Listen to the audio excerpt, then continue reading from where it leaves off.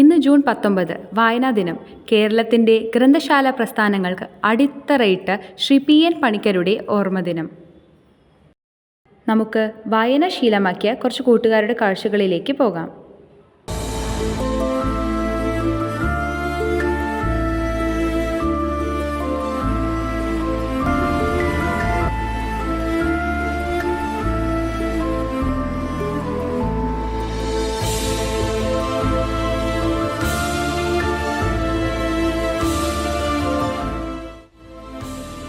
മലയാളത്തിന്റെ അഭിമാനമായ MT വാസുദേവൻ നായരുടെ പ്രശസ്തമായ കൃതി രണ്ടാമൂഴം. മഹാഭാരത കഥയിൽ നിന്ന് വേറിട്ട് ഭീമന് നായകവേഷം കൊടുത്ത രണ്ടാമൂഴം.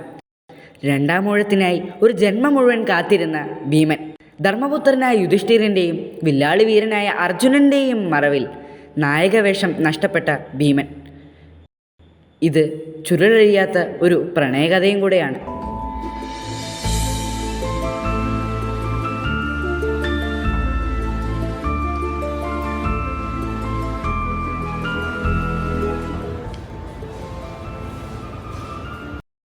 നമ്മുടെ ശരീരത്തിന് ആഹാരം ആവശ്യമുള്ളതുപോലെ മനസ്സിന് വായന അത്യന്താപേക്ഷിതമാണ്.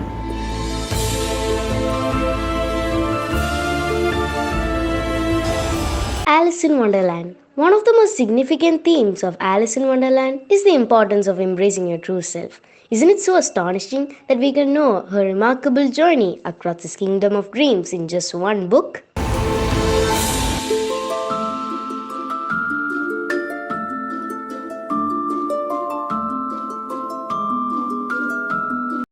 വാക്കുകളിലൂടെ ദൃശ്യജ്ഞാനം നൽകുന്ന മഹത്തായ പ്രതിഭാസമാണ് വായന.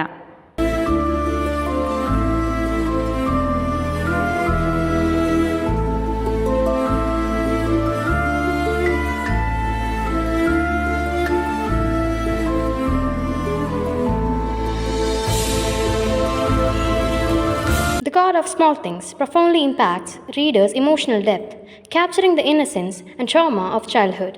Its lyrical prose and intricate storytelling evoke strong feelings, making the characters' struggles and joys resonate long after the last page. ഓരോ പുസ്തകവും അറിവിൻ്റെ അത്ഭുത ലോകമാണ്. ആ ലോകത്തേക്ക് എത്തിച്ചേരാനുള്ള വഴിയാണ് വായന.